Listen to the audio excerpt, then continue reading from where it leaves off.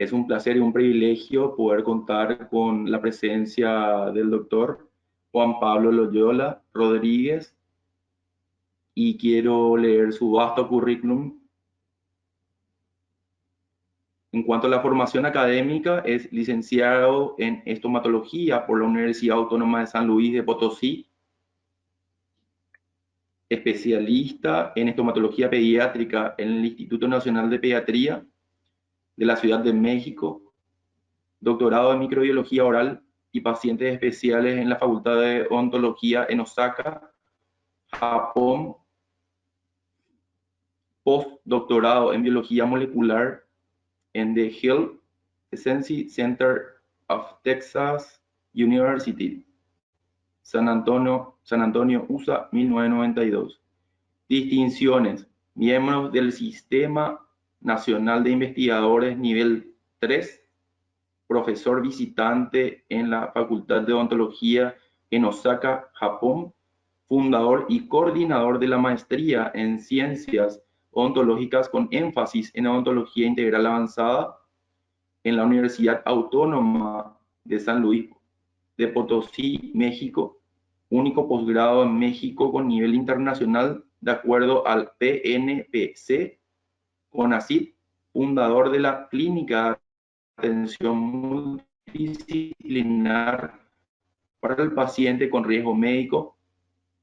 También estuvo en la Universidad Autónoma de San Luis de Potosí, fundador y coordinador del Centro de Investigación en Estomatología de la Universidad Autónoma de San Luis de Potosí. En cuanto a estancias académicas, estuvo en la Facultad de Odontología de la Universidad de Osaka, Japón, Facultad de Odontología del Instituto de Carolina, Estocolmo, Suecia, Facultad de Odontología de la Universidad de Buenos Aires, Argentina, Facultad de Odontología de la Universidad Católica de Brasilia, Brasil. En cuanto a la dirección de tesis, doctorales 12, maestría 85 y licenciatura 15. Publicaciones científicas, 111 publicaciones en revistas internacionales con factor de impacto, 10 publicaciones en revistas indexadas de difusión científica, 3 capítulos de libros y libros editados por la Universidad Autónoma de Campeche. ¿Así se dice, doctor? Campeche. Sí, Campeche. Y la Benemérita Universidad Autónoma de Puebla.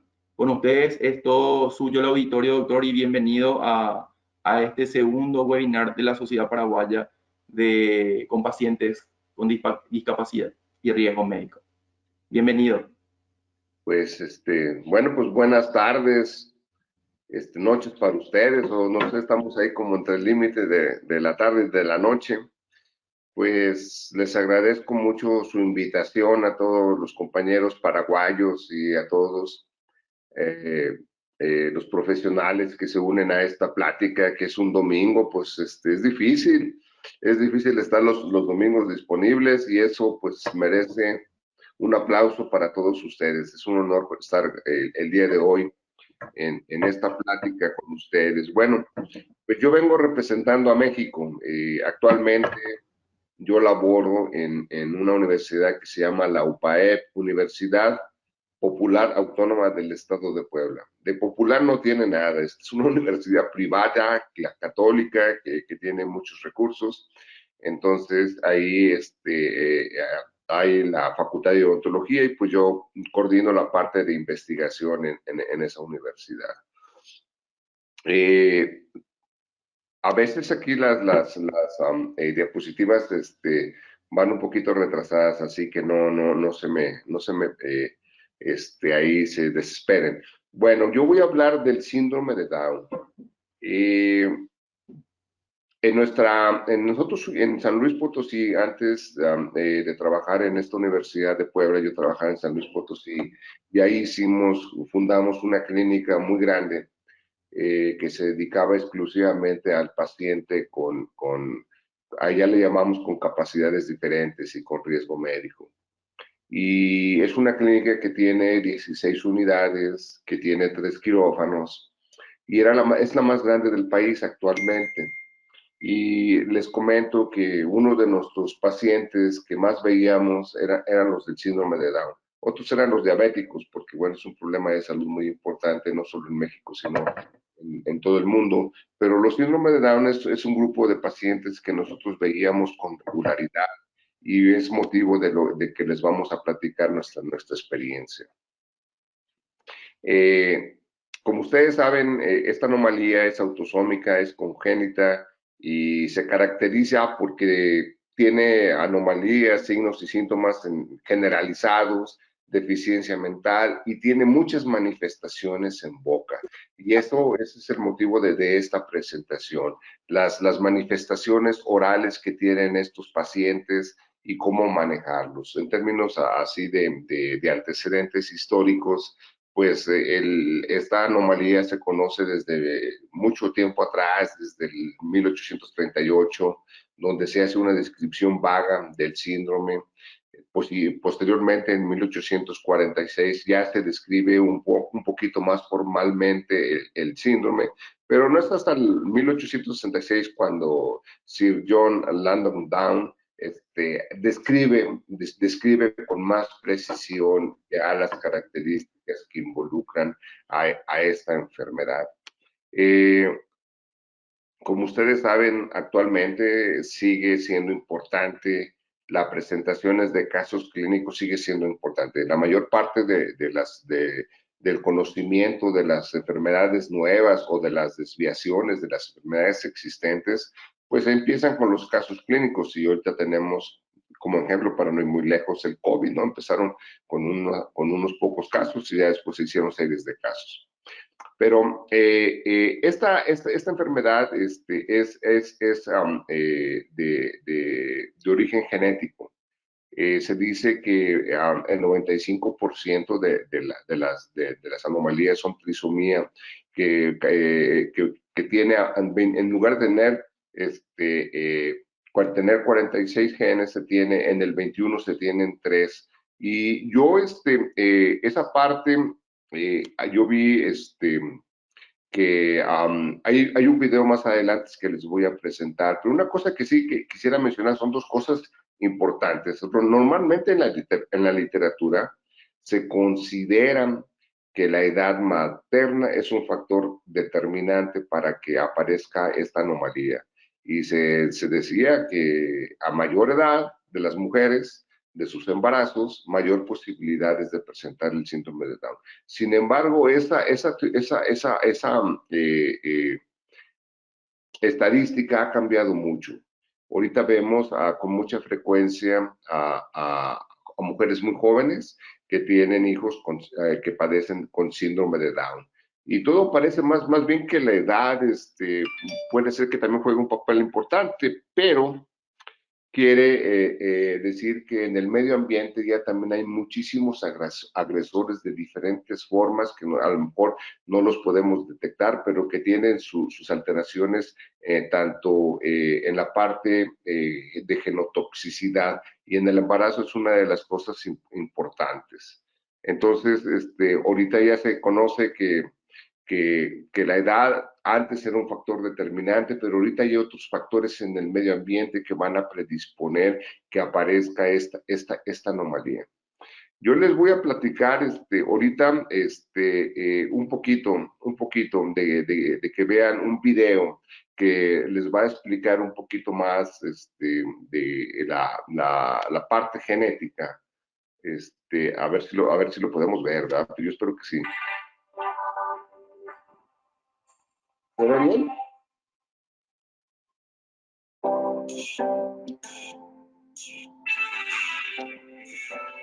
El síndrome de Down se debe a la existencia de un cromosoma 21 adicional, por lo que se denomina trisomía 21. Sin embargo, como se habrá notado, hay grandes diferencias en el grado de afectación en las personas que padecen este trastorno. Esto se debe a que existen varias posibilidades de alteración cromosómica en el síndrome de Down. En 95% de los casos, el síndrome de Down se presenta por un problema llamado no disyunción. que ocurre en el momento de la gametogénesis.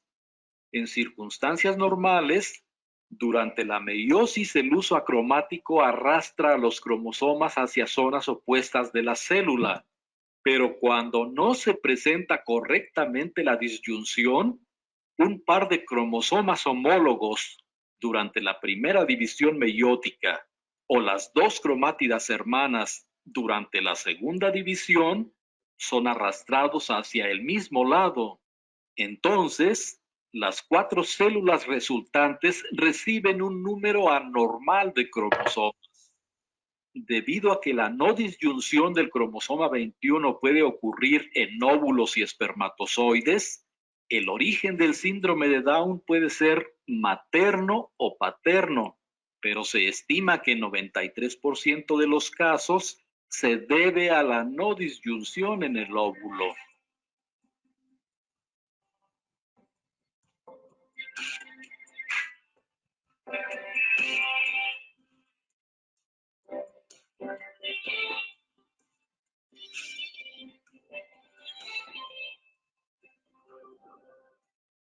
El síndrome de Down por translocación se presenta en 4% de los casos. Aquí, los individuos afectados poseen 2 cromosomas libres del par 21 completos, que es lo normal, pero además tienen un segmento, por lo general el brazo largo, de un tercer cromosoma 21 unido a otro cromosoma, que en la mayor parte de las veces es el 14. Por tanto, el número total de cromosomas en las células de estos pacientes es de 46, pero el cromosoma 14 porta un segmento adicional del cromosoma 21. Esta situación se presenta porque el padre o la madre de estos pacientes, en lugar de 2 cromosomas 21 completos, poseen en sus células un cromosoma 21 completo más un trozo de otro cromosoma 21 adherido a otro cromosoma. El progenitor portador de esta alteración tiene un desarrollo normal y no presenta la sintomatología del síndrome de Down porque en realidad tiene 2 cromosomas 21, uno libre completo más el fragmento de otro unido a un cromosoma distinto. Por tanto, el portador tiene en sus células 45 cromosomas en lugar de 46, pero posee todos los materiales genéticos de una persona con 46. Este es el único tipo de síndrome de Down que en ocasiones se puede heredar. Las consecuencias orgánicas de la translocación pueden ser semejantes a las de una trisomía simple y aparecer el síndrome de Down con todas sus manifestaciones, a menos que el fragmento translocado sea muy pequeño y de una zona del cromosoma poco rica en genes. Esta modalidad se presenta en 1% de los casos de síndrome de Down. Aquí, las personas afectadas tienen algunas células con un cromosoma 21 adicional y otras con el número normal. Corresponde a la situación en la que el óvulo y el espermatozoide de los progenitores poseen los 23 cromosomas normales y, por tanto, el cigoto que se forma de la función de ambos es normal y posee sus 46 cromosomas. Pero en las primeras divisiones, una de las células experimenta el mismo fenómeno de la no disyunción del par de cromosomas 21.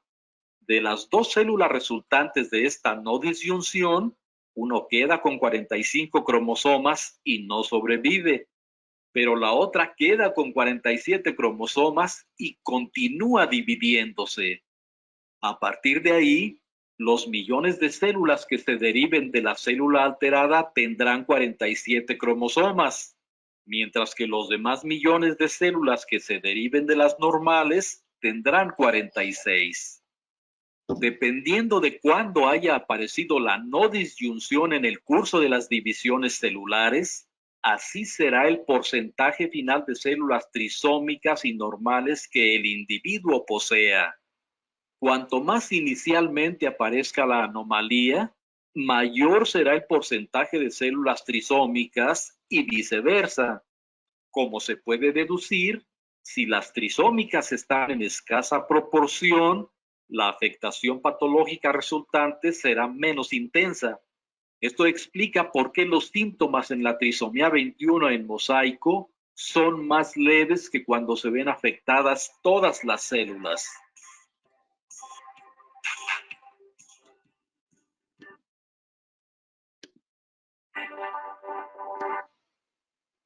Bueno, como podrán haber notado, hay muchos factores que están involucrados para que aparezca el síndrome de Down. Antes se pensaba que nada más era la edad, pero bueno, aquí, como explican ahí en el video, son muchos factores, incluyendo la parte genética. Pero parece ser que todo esto viene derivado de los agresores que hay en el medio ambiente. Porque, como les comento, se ha incrementado el número en mujeres jóvenes. De hecho, por ahí tenemos algunas publicaciones al respecto que, si les interesa, se las puedo compartir.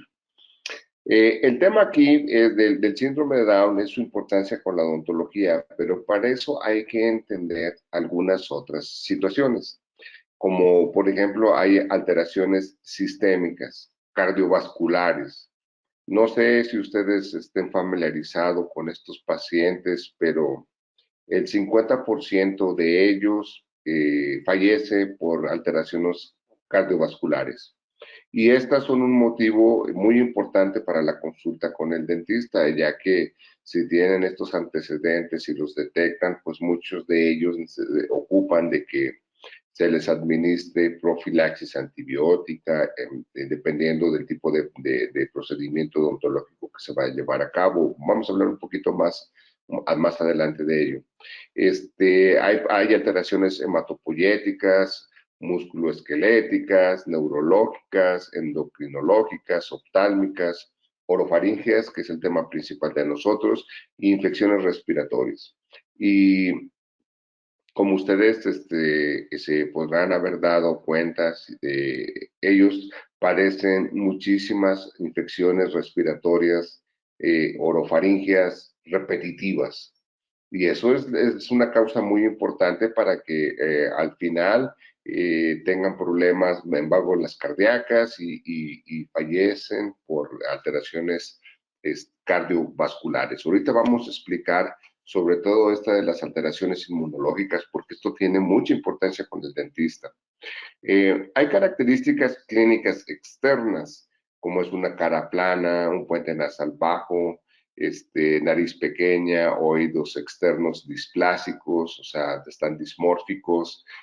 Tienen algunas otras alteraciones como manos cortas, tienen quinodactilia del dedo meñique, o sea que está un poquito dismórfico, tienen la palma de las manos con apariencia simiática, donde está de los simios, tienen microencefalia y tienen una grieta en los pies de tipo sandalia. Entonces, estas son alteraciones clínicas externas para identificarlos y conocer que son pacientes con síndrome de Down. Ellos tienen alteraciones cardiovasculares desde muy pequeñas hasta muy grandes, enfermedades, por ejemplo, como la tetralogía de Fallot, que es una enfermedad cianótica muy importante. Pueden tener varios defectos en los ventrículos, en las aurículas, o sea, que tienen espacios y no cierran bien. Tienen también problemas en válvulas cardíacas. Y entonces, ¿esto por qué es importante para nosotros? Bueno, tiene un papel primordial porque las bacteremias que entran al torrente circulatorio, la mayor frecuencia son de infecciones orofaciales y en las mujeres también de génito urinarias. Entonces nosotros tenemos que cuidar mucho las que están en nuestro ámbito de trabajo, que son las orofaciales, porque pueden tener repercusiones. Ahorita les voy a explicar cómo trabaja eso. La tetralogía de Fallot, cuando ustedes ven estos pacientes cianóticos que tienen en las yemas de los dedos, los ven moraditos, los labios, pues ustedes tienen que tener mucho cuidado con esos pacientes porque ya de entrada pues manifiestan la posibilidad de problemas cardíacos severos.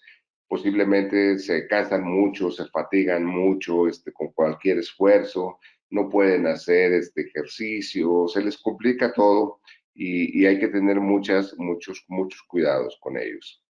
Tienen anomalías hematopoyéticas como la susceptibilidad a infecciones es alta debido a que los neutrófilos son defectuosos y de vida corta, tienen linfopenia y eosinopenia. O sea, todas estas células son las que se encargan de defender a nuestro cuerpo de infecciones o de agentes invasores y ellos tienen toda esa parte alterada. Entonces, eso es muy importante porque recuerden que si se hace una estadística, la mayor parte de infecciones que padece el cuerpo humano, o una gran parte de las infecciones que padece el cuerpo humano es en boca.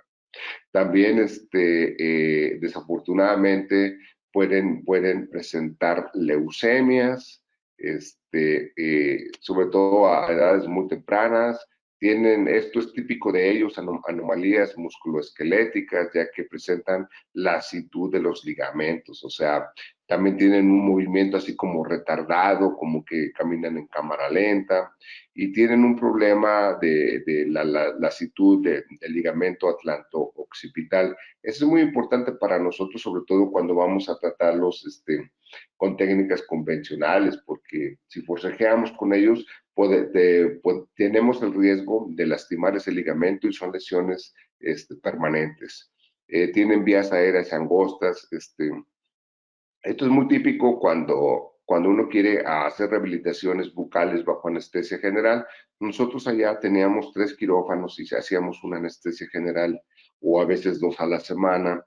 Y con los de vías, las vías aéreas de los de pacientes que padecen con síndrome de Down, teníamos que tener mucho cuidado. Inicialmente la literatura recomienda que cuando se hace cirugías en boca o se hace rehabilitaciones bucales, se recomienda que la intubación sea nasotraqueal.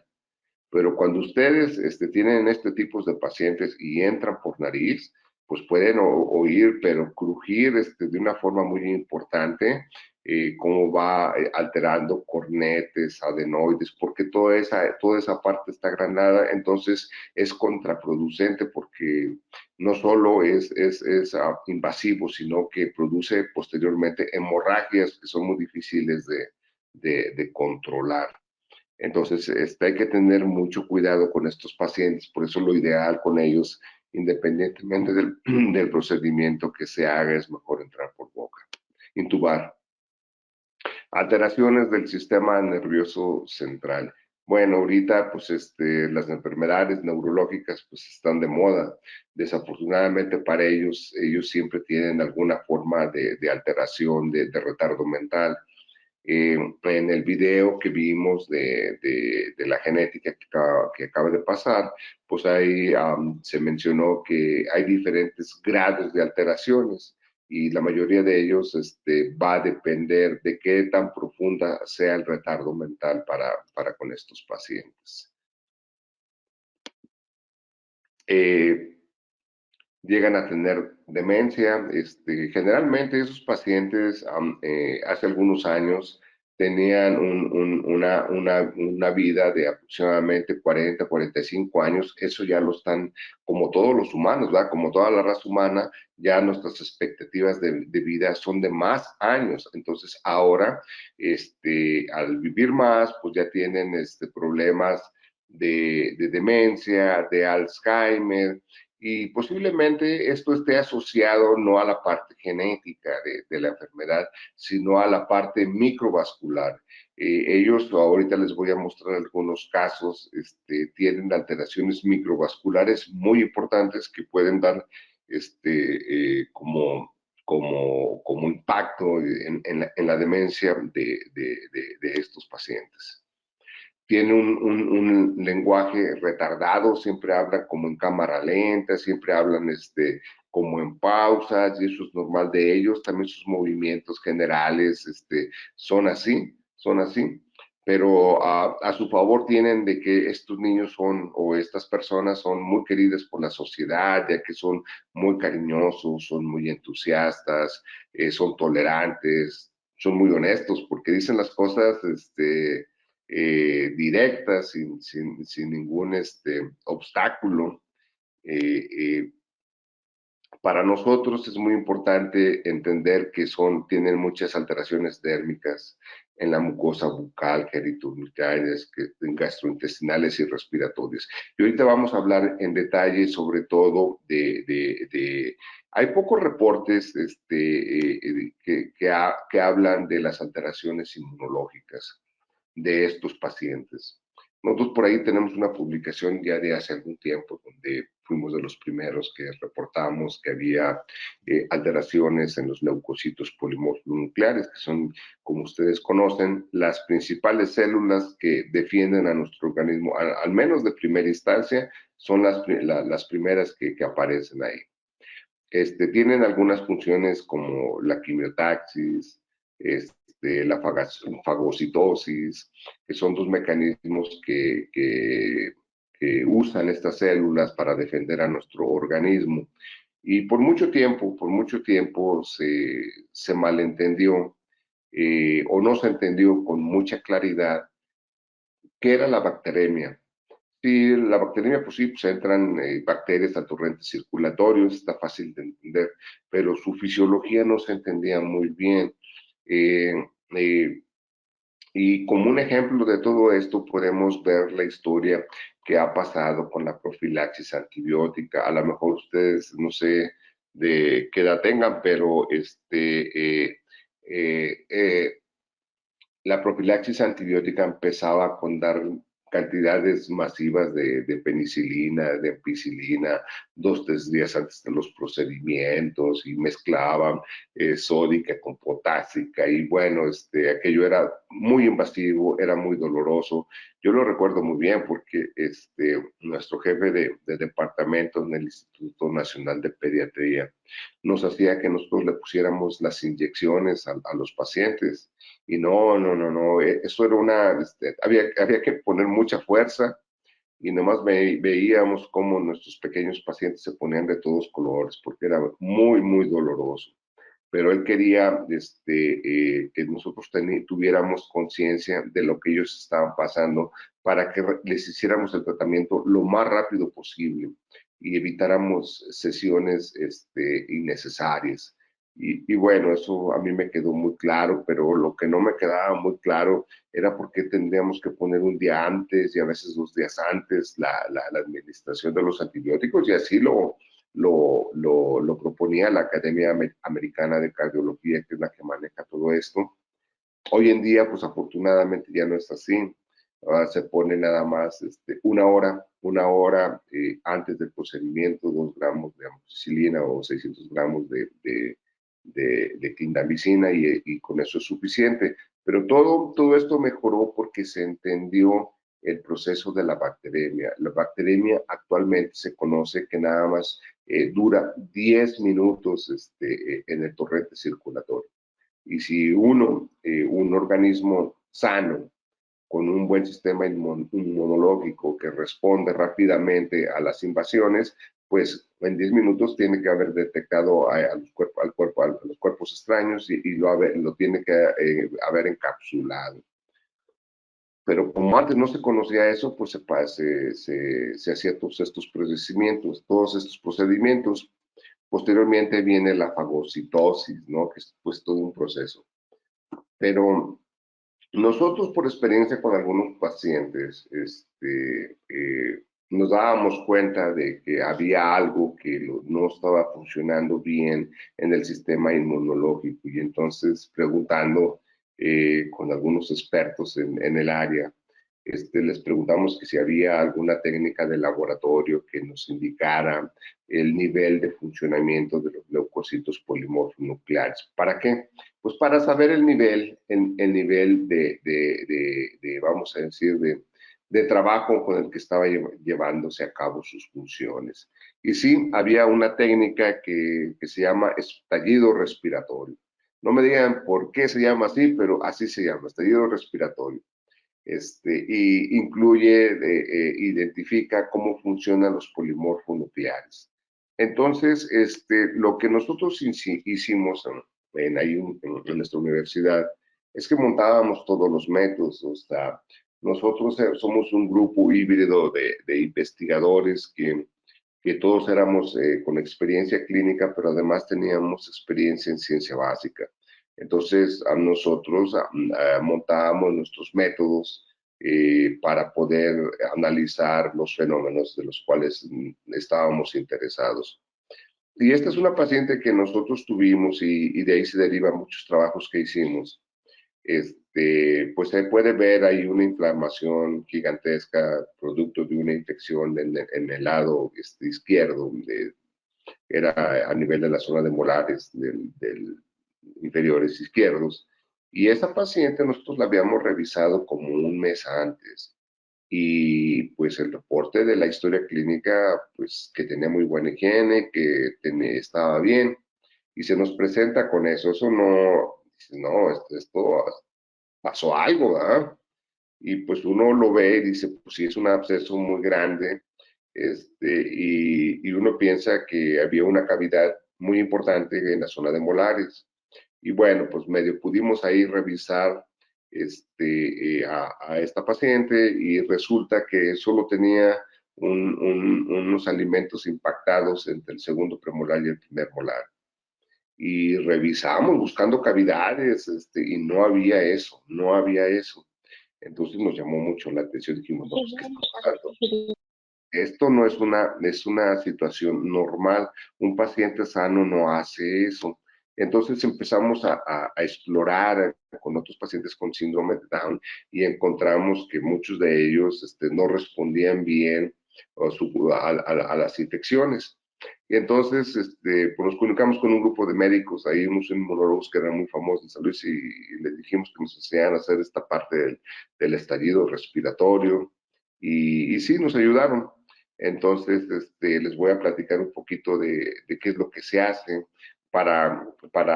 con esta técnica, con la finalidad de conocer cómo funciona el sistema inmunológico de estos pacientes. Pues se tomaba una toma de sangre, una muestra sanguínea. Teníamos una enfermera muy extraordinaria que pues los pacientes, ella los convencía y les tocaba una muestra de sangre. Aquí se ven algunos de los pasos que se utilizan en esta técnica. Se utiliza un reactivo que se llama Histopacglicol, que se pone en un tubo de esos de plástico, se llama Eppendorf, se pone 1 mililitro y se ponen 500 microlitros de sangre. Y ahí pueden ver cómo va migrando las células, los glóbulos rojos, etcétera, van migrando porque tienen un mayor peso molecular, van migrando y se van depositando en el fondo. Si ustedes pueden ver el tubo de la derecha, pues ya hay un gradiente, abajo está el pellet celular, está el reactivo, y en la parte de arriba está una zona más clarita rojita. Esos son los leucocitos. Esos son los leucocitos polimorfonucleares. Entonces, esta técnica era para aislar los leucocitos polimorfonucleares en un primer paso. Posteriormente, había que lavarlos con medios de cultivos para eliminar el reactivo y así nos quedaba a la derecha, arriba a la derecha nos quedaba ya los leucocitos polimorfonucleares lavados, los cuales se centrifugaban para concentrarlos, se hacía un conteo celular de la muestra que teníamos, porque igualábamos el número de leucocitos celulares de todos los pacientes para tener resultados que pudiéramos analizar y comparar. Se corrían 2 muestras, una se corre antes de activarse con ese reactor ahí, que se llama miristatina, y una sin activar. Ahorita les voy a explicar por qué se hace eso. Y después de eso, de que se hacían esas dos muestras, se preparaban, se iba a un citómetro de flujo. Este es un citómetro de flujo viejísimo, viejísimo, pero pues los médicos tenían ya otro nuevo y casi no lo usaban. Pues, préstanoslo para ocuparlo nosotros ahí en nuestros experimentos. Y sí, pues ya ni lo usaban. Pues nos lo prestaron y nosotros le dábamos utilidad. Aquí, estas dos imágenes, les voy a explicar. Este es de un paciente sano. La imagen de la izquierda refleja los leucocitos polimorfonucleares sin ser activados. Y en la derecha, que dice IMF2, que son los leucocitos polimorfonucleares activados. Se lee en el citómetro de flujo y se ve un pico que se eleva. Es un pico de actividad. Eso quiere decir que los leucocitos polimorfonucleares están ejerciendo sus actividades de quimiotaxis, de fagocitosis y que defienden de una forma correcta al cuerpo humano de ese paciente. Caso contrario, es un paciente con síndrome de Down. Ahí pueden ver los leucocitos polimorfonucleares sin activar y activados. Prácticamente no hay respuesta.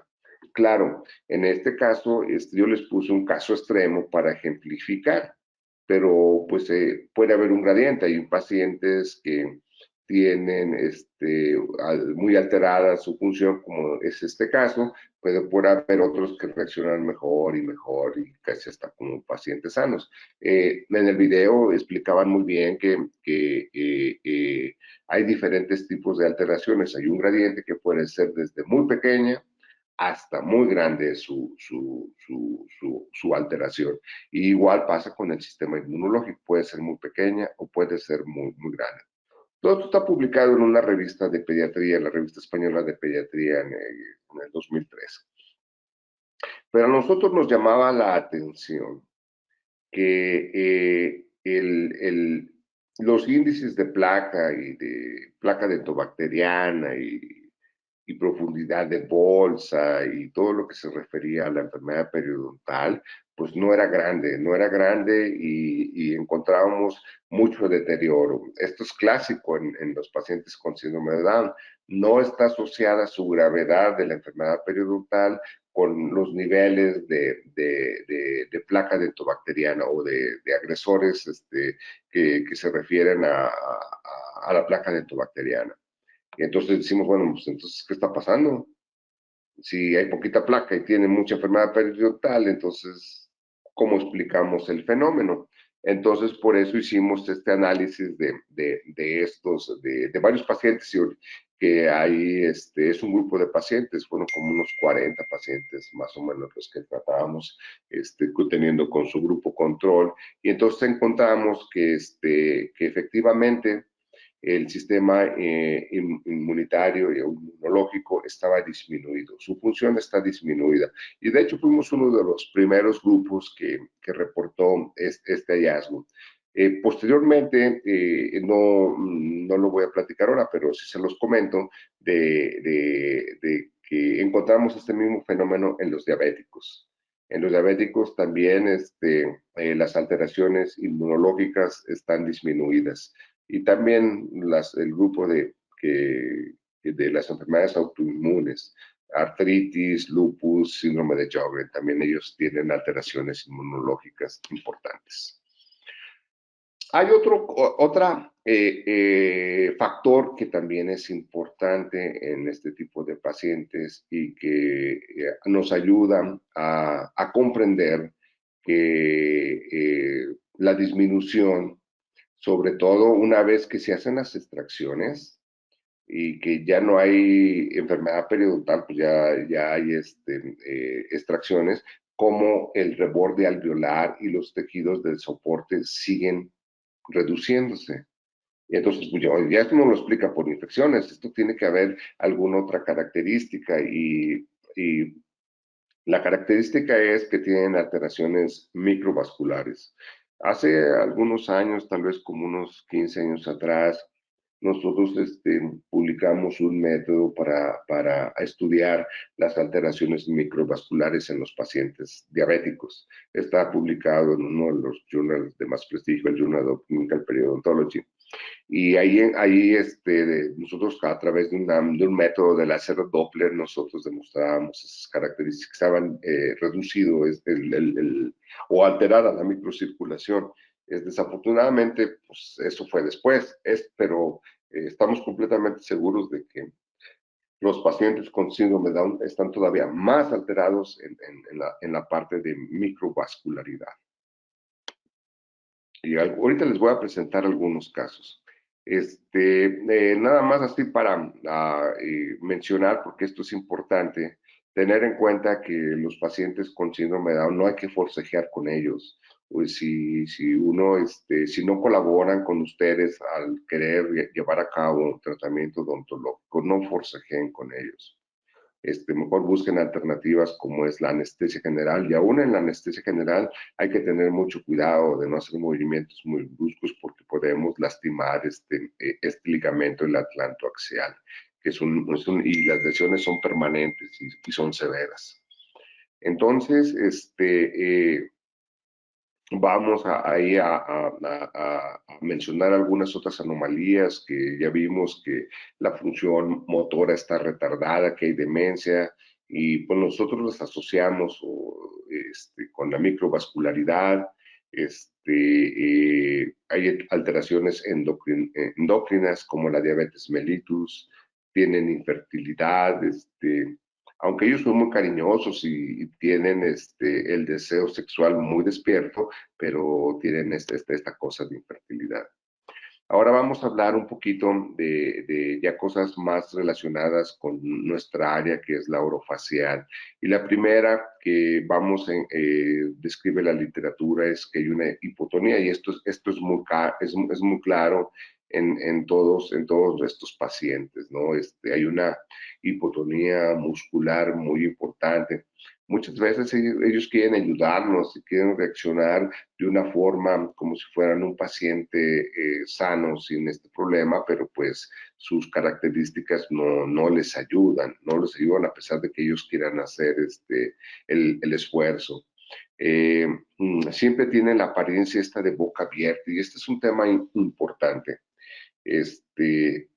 ¿Por qué tienen siempre la boca abierta? Bueno, como habíamos mencionado anteriormente, las vías respiratorias altas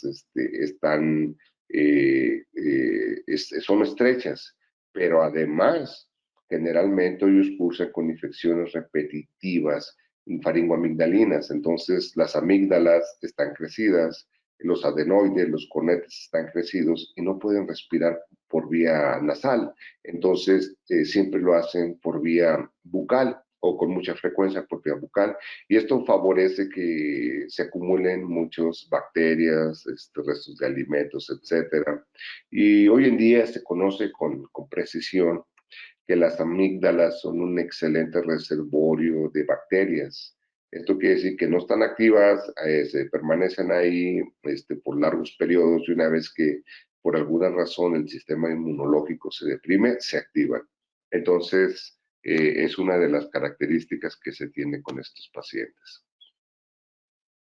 Tienen un perfil plano, generalmente tienen mordida cruzada, que son clases 3, tienen lengua protráctil. Algunos autores dicen que macroglosia. Y este es un término que, pues a mí la verdad me llama la atención, porque para decir eso, que hay macroglosia, o sea, una lengua más grande, pues debemos de conocer las medidas de una lengua normal de acuerdo a la edad y sexo. Y esas medidas nadie las conoce, entonces no podemos decir que es macroglosia. Lo que sí podemos decir es que tienen los maxilares comprimidos. Ahorita vamos a hablar un poquito de ello y mostrar evidencias, y siempre andan con la boca abierta, entonces dan una impresión de que su lengua es más grande, pero no tenemos la seguridad porque no podemos tener un estándar con qué comparar. Ya vimos que son respiradores bucales y toda su musculatura, no solo peribucal ni facial, sino de todo el cuerpo, está hipotónica. Se habla de hipersalivación. Se habla de hipersalivación. Y una cosa importante esta es una cosa importante porque normalmente el flujo salival es el que va a controlar la gravedad de la enfermedad de la caries dental. Es decir, la caries dental es muy activa cuando no hay flujo salival, pero cuando hay mayor flujo salival, la caries casi no se presenta. Casi no se presenta y ustedes lo podrán ver en estos pacientes que no es el principal problema, ¿no? Al menos no es el principal problema. Hay mucha agenesia de órganos dentarios y ahorita vamos a hablar de ellos. Son dismórficos los dientes, se habla de hipoplasia del esmalte, la movilidad es por la enfermedad periodontal, pierden muchos dientes, hay taurodontismo, hay retraso en la erupción, y esto hay que saberlo porque muchas veces dicen, oye, pues es que aquí le falta un diente, señora, se los trajeron, le preguntan uno a los papás, y no, pero simplemente tienen retraso de la erupción y entonces hay que conocer esa parte. Aquí se habla con mucha de las agenesias de los pacientes. Hoy en día se conocen que los terceros molares son los más afectados. Generalmente se habla de algún caso, reporte de un caso. Entonces, lo que nosotros hicimos en un estudio que ahorita les voy a mostrar los hechos, de acuerdo a reportes así de diferentes casos, hablaban de características muy diferentes. Pero lo que nosotros hicimos es juntar una serie de casos más o menos grandes y entonces describíamos integralmente las alteraciones de estos pacientes, no fragmentadamente de caso por caso. Ya vimos que de las principales condiciones orales se encuentra el colapso del maxilar superior, la enfermedad periodontal y las alteraciones de oclusión. Pero tienen diferentes grados de afección, así como la parte neurológica, el retraso mental, hay un gradiente que puede ser desde muy grave hasta leve. Igual pasa en esto, también hay un gradiente que va a depender de muchas cosas. El video que les mostré, que habla muy bien y explica los tipos de síndrome de Down y las alteraciones genéticas que están asociadas, también habla de una cosa que se llama estimulación temprana, pero bueno, pues como no era el tema, lo quité, pero en esa parte de la estimulación temprana, todas estas cosas se pueden disminuir. Les comentaba, tienen retrasos de la erupción y una macroglosia aparente. Porque lo que pasa es que está inflamada porque tiene muchos agresores, entonces está inflamada más que tener un tamaño mayor, definida como un aumento en el número de sus células, es más bien un engrosamiento de las mismas células, pero no son más. Al parecer es porque nadie lo ha definido con precisión, porque no tenemos los estándares. Y la enfermedad, lo que sí conocemos es que la enfermedad periodontal, a pesar de que no hay muchos presencia de placa dentobacteriana y de sarro, pues sí tienen un problema de enfermedad periodontal importante, pueden tener inclusive ya pérdida de órganos dentarios, ¿verdad? Como la parte final de la enfermedad periodontal. Se habla, hay muchos estudios y revisiones muy buenas y hablan de las diferentes alteraciones intermaxilares, como sobremordidas, como mordida abierta anterior, posterior, protrusión mandibular, etcétera. Hablan también del bruxismo, pues estos pacientes también se estresan y sufren de preocupaciones, de angustia, entonces aparece el bruxismo por ahí. La caries, como les comentaba, no es un problema importante para ellos, ya que al tener aumentado el flujo salival, pues aumenta mucho. También al parecer la saliva de este tipo de pacientes es un poquito más alcalina, entonces se contrapone con las bacterias ácidas que son asociadas con la producción de caries dental. Tienen alteraciones dismórficas y una de ellas es el taurodontismo, en especial en el segundo molar.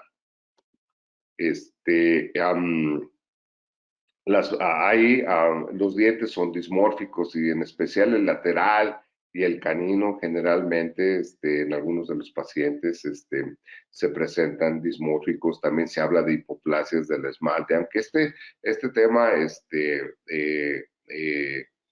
es un tema que es muy importante porque uno cuando ve eso, generalmente las hipoplasias del esmalte, cuando uno los ve en pacientes, sobre todo niños, empieza a tener ahí pocos rojos con el funcionamiento renal.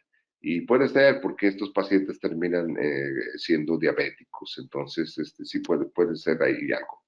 Mira, una de las cosas que les quiero presentar aquí son de algunos casos clínicos que tuvimos nosotros. Y estos pacientes, muchos de ellos son jóvenes, 35 años, y vean la pérdida de dientes tan importantes que tienen. No tampoco presentan así una acumulación masiva de placa dentobacteriana, de sarro, etcétera, pero aún así tienen pérdida de dientes temprana. ¿Y cómo lo podemos explicar?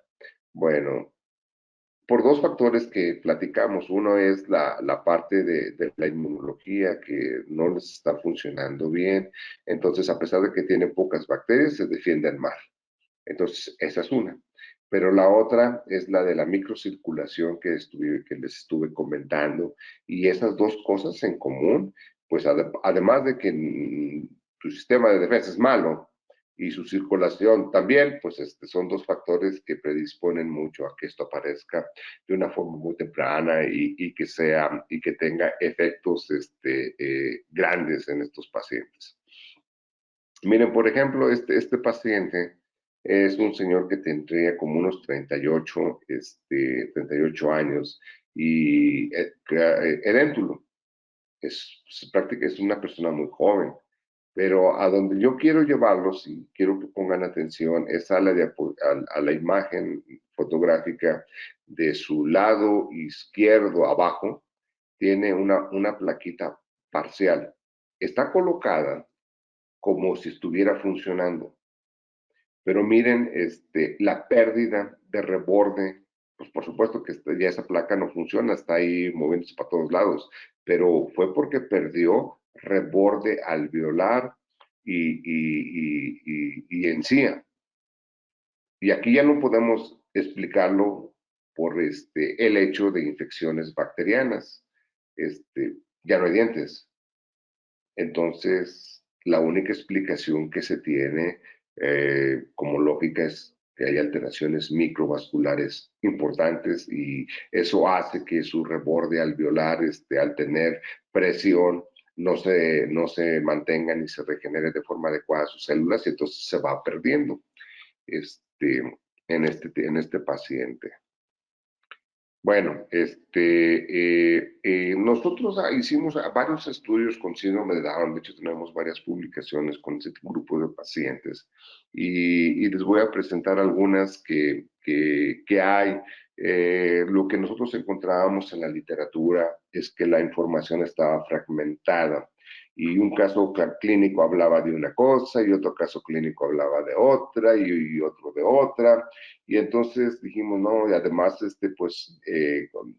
pudimos notar que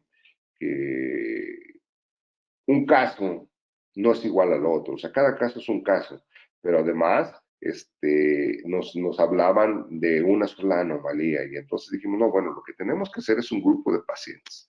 Hacemos un grupo de pacientes donde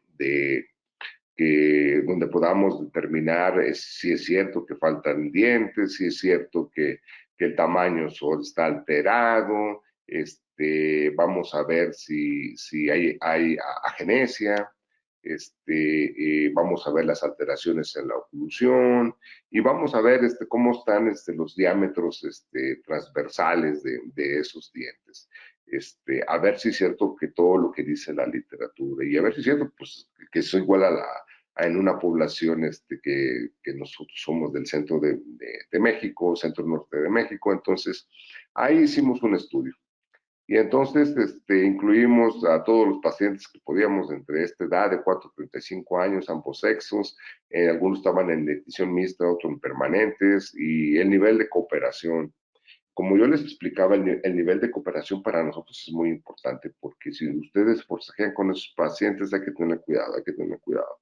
Entonces nosotros utilizamos nada más los que colaboraban con nosotros, que son en la escala de Frank, que esta escala fue diseñada, se utiliza actualmente mucho para conocer la cooperación del paciente en estos 4 niveles. En el número 4, nosotros utilizamos 3 y 4, positivo, definitivamente positivo. Sin embargo, esta escala no fue utilizada o no fue diseñada para esto, fue diseñada para determinar si los papás deberían de estar dentro del consultorio dental cuando se le ejercía tratamiento odontológico a sus niños. Entonces, hacíamos su historia clínica, hacíamos los modelos de estudio y radiografías panorámicas. O sea, de estos pacientes, todos tenían modelos de estudio y radiografías panorámicas. Se medía el diámetro mesodistal de los órganos dentarios con un calibrador digital, los dientes anteriores y caninos, ahí como se puede ver y se puede observar ahí de punto a punto, los marcábamos y después de eso medíamos. Tanto a todos los dientes, tanto a los anteriores como a los premolares, como a los molares. Pues nosotros hacíamos esa parte en todos nuestros pacientes. Curiosamente, al mismo tiempo que nosotros estábamos ya analizando y creando tablas y figuras, encontramos un estudio de un grupo de la Ciudad de México que trabajaba con niños sanos más o menos de las mismas edades que los grupos de pacientes que nosotros teníamos. Entonces dijimos, no, pues hablamos con ellos y dije, esto está perfecto, porque ahora sí puedo comparar muchas cosas.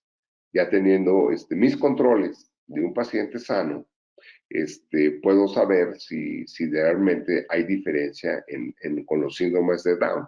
Entonces, pedimos su colaboración en obtener sus bases de datos y poder hacer análisis. Y aquí pueden ver algunos de los resultados descriptivos, ¿no?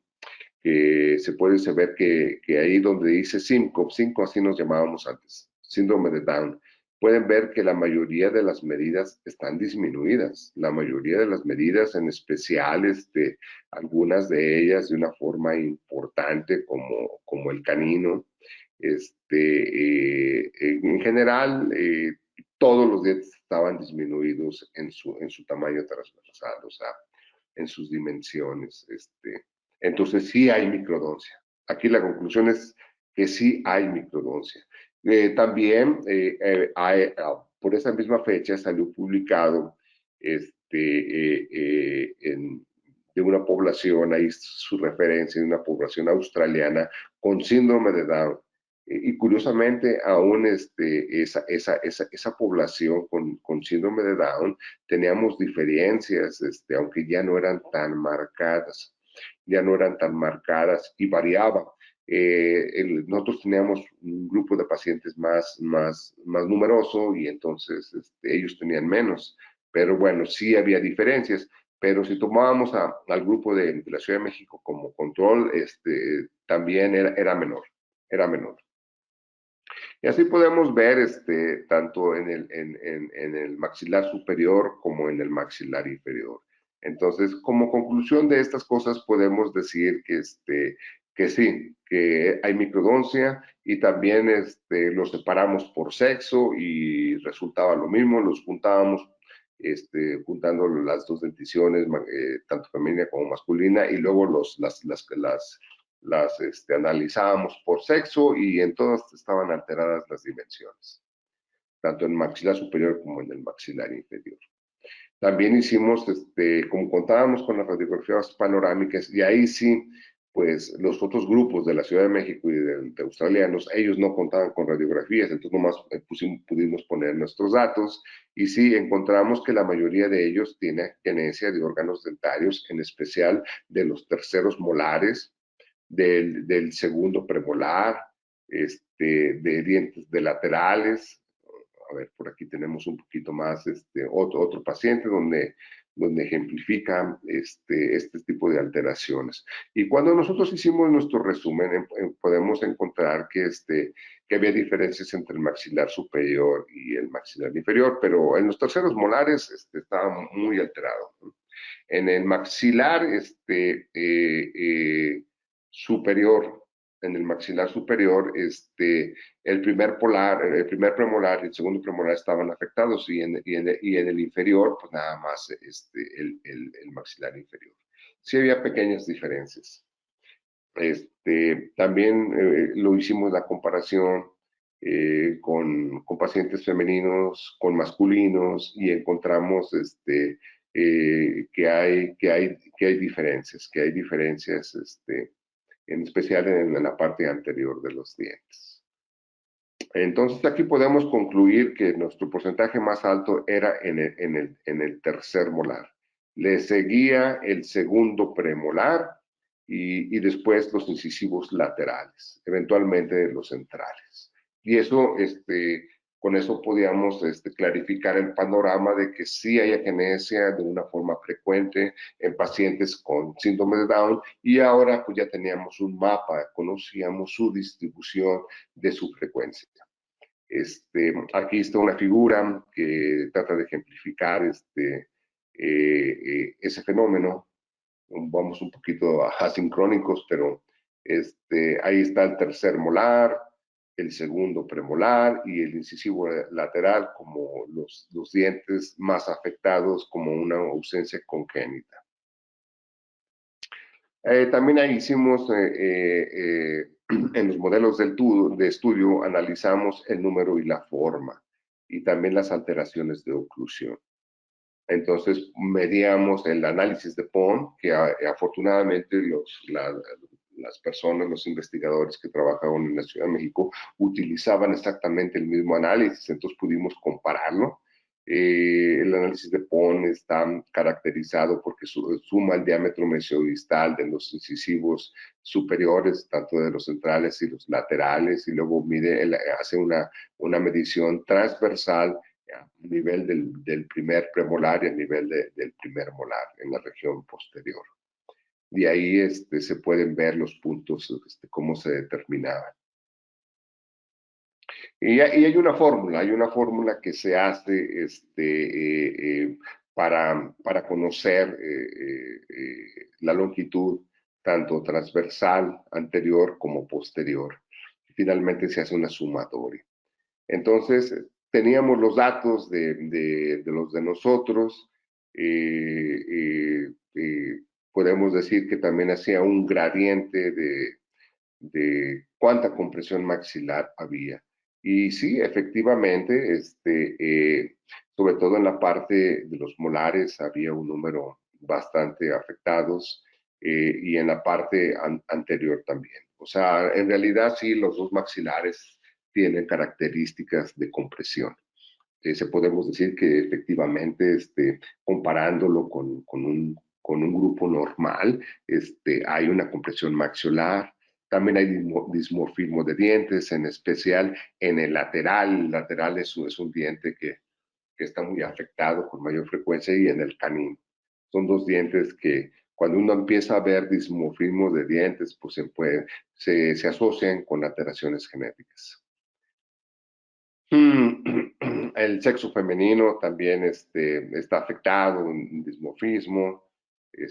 Ahí podemos ver el masculino y el femenino, que tienen características muy importantes, excepto que en el masculino está más afectado los caninos, y en las mujeres se pega un poquito más a los premolares. Eso fue lo que encontramos.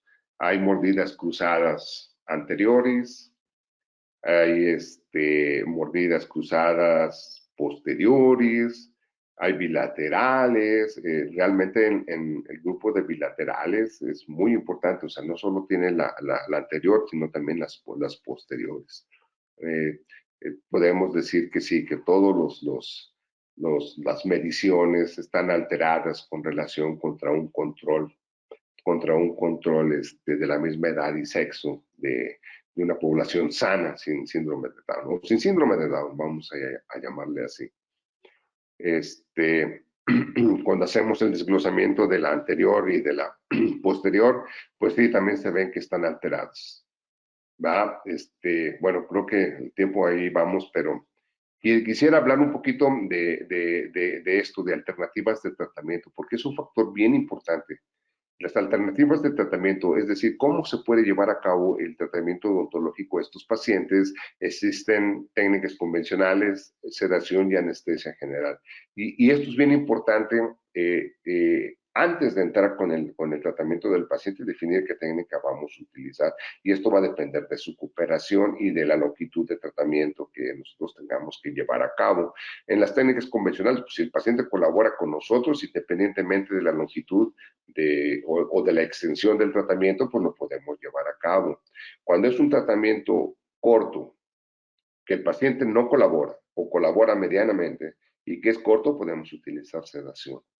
Y cuando es un tratamiento muy extenso, que requiere de varias citas, entonces es mejor meterlo a anestesia general. Algunas aquí, pues está en discusión esto, ¿no? Y seguramente ustedes estarán de acuerdo, algunos, otros estarán en desacuerdo, pero algunos, la escuela europea, pues hablan mucho de la desensibilización y a pesar de que están en muchas citas, ellos lo hacen. Y la escuela americana, pues son un poquito más prácticos y son tantas citas, son tanto extensión de tratamiento, no, pues mejor anestesia general. Entonces, nosotros utilizábamos las tres, pero se las comento para que lo tengan en consideración. Hoy no sé qué está pasando aquí. Puede ser desde sedación con restricción física, puede ser anestesia general, independientemente del tratamiento que ustedes vayan a hacer. Nosotros trabajamos teníamos un posgrado, es una maestría que todavía está funcionando, que se llama Odontología Integral Avanzada, y nos enfocábamos básicamente al tratamiento odontológico del paciente con compromiso médico y con capacidades diferentes. Y les decíamos lo que necesitaba. Por ejemplo, les voy a platicar, este es un muchacho que se llama José Pinto. Este muchacho era el campeón nacional de boliche, de los pacientes con síndrome de Down, porque tienen torneos de todo tipo. Y él era el campeón nacional de boliche. Era un muchacho, pues, atleta, que le gustaba correr, que le gustaba andar en bicicleta. Nosotros con anterioridad ya habíamos hecho ortodoncia. Y bueno, andando él en su bicicleta, una señora tuvo a bien aventarlo y le hizo, pues le abulsionó el canino y el primer premolar. Ahí está la imagen radiográfica. Y él pues era un muchacho que pues, le preocupaba todo eso. Y una fue sus papás y nos preguntaron, ¿qué pueden hacer por mi hijo? Tenía raíces cortas, pues está muy deprimido por sus dientes y todo aquello. Y pues yo hablé con mi implantólogo y le dije, oye, pues me dicen mis papás de esto. Y dijo, pues es que no sabemos cómo, ya ves, cómo va a funcionar. Están generalmente un poquito inmunosuprimidos y bueno. Y yo platiqué con los pacientes de las posibilidades de éxito y cuáles eran las complicaciones y los puse a su consideración, igual a la consideración de José, porque él opinaba y todo. Y ellos decidieron que lo hiciéramos, que le hiciéramos los 2 implantes y que le hiciéramos la rehabilitación. Y bueno, para ese tiempo, el neonatólogo que nosotros teníamos, ahorita se los voy a presentar, había ido a conocer una técnica a España, al País Vasco, de las plaquetas ricas en factores de crecimiento, y lo traía como la gran novedad. Y esa técnica estaba basada en centrifugar una muestra sanguínea. Entonces, aquí está la imagen después de que se centrifugó, y me dice, oye, porque pues es en un equipo especial, y me dice, fíjate que tengo esta técnica y me gustaría hacerla con Pinto y necesitamos hacerle un injerto, pero pues no tenemos el equipo. Le dije, a ver, ¿de qué se trata tu técnica? No, pues es que hay que hacer un gradiente de la centrifugar sangre. Ah, muy bien. ¿Y a qué revoluciones es todo eso? ¿Por cuánto tiempo? No, pues a tal. Le dije, no, hombre, si yo te lo puedo hacer. Pues yo tenía mi doctorado en biología molecular, son cosas más complicadas que eso. Le dije, no te preocupes, yo te lo hago, yo te lo tengo. Y entonces aquí ya le estoy separando porque son tres fracciones las que hay que separar. Entonces ahí está él viendo que se llevara a cabo como él quería. Utilizamos injertos tanto de hueso cortical como hueso mineral, una mezcla para hacerle un injerto óseo previo a los implantes. Ahí tenemos a Pinto. Ahí está el defecto óseo que tenía, pues ahí no los implantes pues nos iban a ir a seno maxilar, y pues teníamos que hacer agrandamiento de esa zona. Entonces ahí empezamos ya a hacer los injertos. Ahí está el tejido óseo con la mezcla de los factores ricos, de las plaquetas ricas en factores de crecimiento. Ahí está su sutura. Ahí está su provisional. Y finalmente ahí está su implante ya en posición.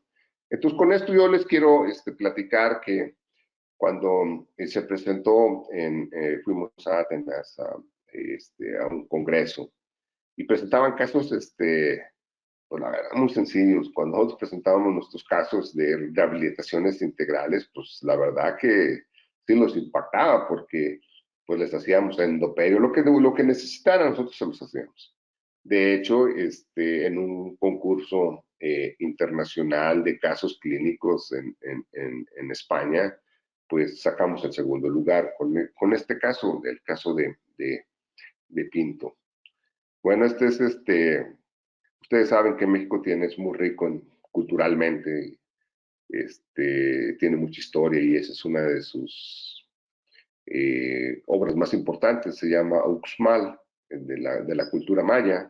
Tenemos mayas, tenemos teotihuacanos, tenemos aztecas, tenemos toltecas, tenemos tarascos, tenemos, bueno, teotihuacanos, tenemos de diferentes zapotecas, mixtecos, y todos ellos con manifestaciones muy importantes de la cultura, ¿no? De hecho, México tiene muchas contribuciones, sobre todo en matemáticas, ¿no? Astronomía. Bueno, pues no sé cuánto tiempo me pasé o si estoy en tiempo, pero pues yo estoy a la disposición de comentarios y preguntas si ustedes lo consideran pertinente. Hola, doctor, ¿qué tal? ¿Me escuchas? Sí, perfectamente. ¿Qué tal? Muy excelente, muy descriptivo todo, muy abarcante, me pareció fabulosa su disertación. Le tenemos también a la doctora Belén, que a viva voz le quiere hacer una pregunta bastante puntual según ella, y considera que es muy larga la pregunta, así que le dejo un poco a la doctora Belén también de Paraguay. Escucho. Sí, buenas noches, doctor. Excelente su disertación, muy interesante realmente y muy completa. Doctor, tengo un caso clínico de una paciente de 13 años de sexo femenino, en donde estoy ahora con una cuestión de qué hacer con su caso clínico, porque le hice inactivaciones de caries, ¿verdad? De dientes temporarios todavía, pero al hacerle la radiografía panorámica, veo que ya hay dientes permanentes en un estadio de no la considerable para que puedan erupcionar. Sin embargo, los temporarios todavía no se mueven, no se reabsorben, doctor. Es conveniente en este caso, teniendo en cuenta de que de por sí la erupción de los dientes permanentes están más retrasados en estos pacientes, hacer extracciones seriadas o tentar a usar un aparato disyuntor para evitar apiñamientos futuros de estos dientes, doctor?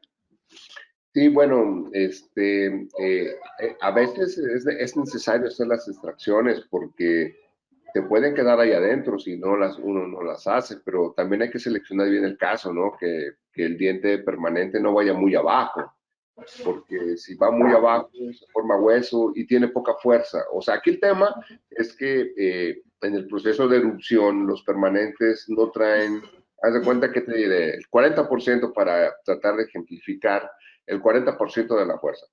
Entonces tienes que buscar el momento adecuado para ayudarlo. ¿Da? ¿Cuál es el momento adecuado?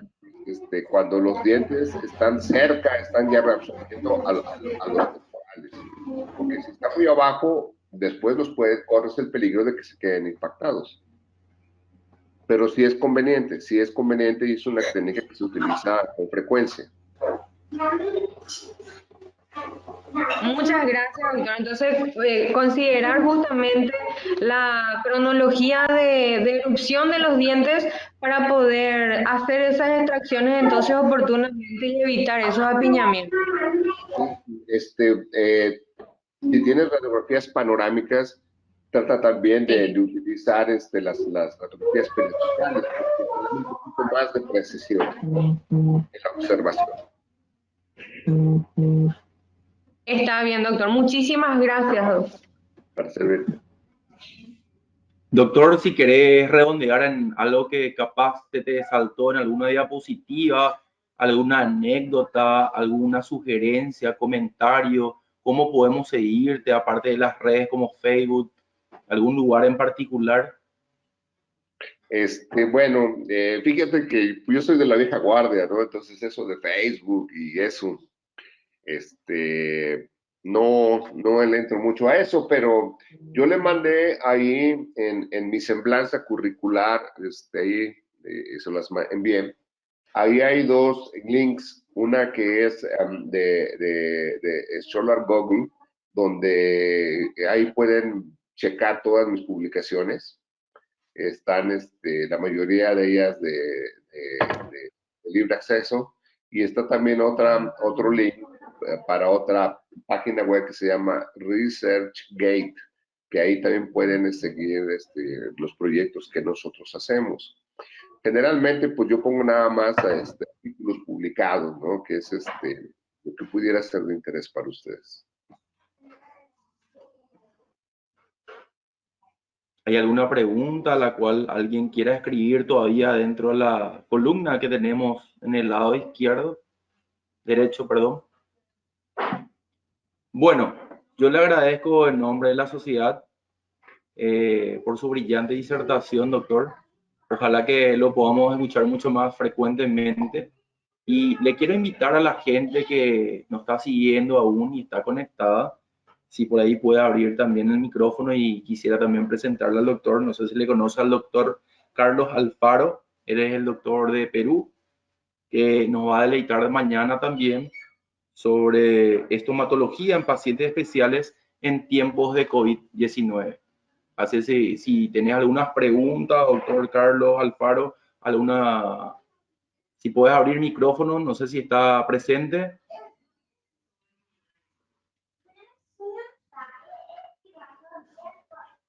Bueno, creo que no se conectó el doctor. Bueno, nosotros nos vemos mañana. Es el mismo link en la cual ustedes se pueden ir conectando. Pueden enviar sus correos, si es que no lo hicieron, a latinoamericaunida20@gmail.com, por favor, ¿sí? Nos vemos hasta mañana, 19:30. Saludos de Asunción, Paraguay. Gracias, doctor. Brillante disertación. Un gusto. Un gusto. Hasta luego. Chao, chao. Bye.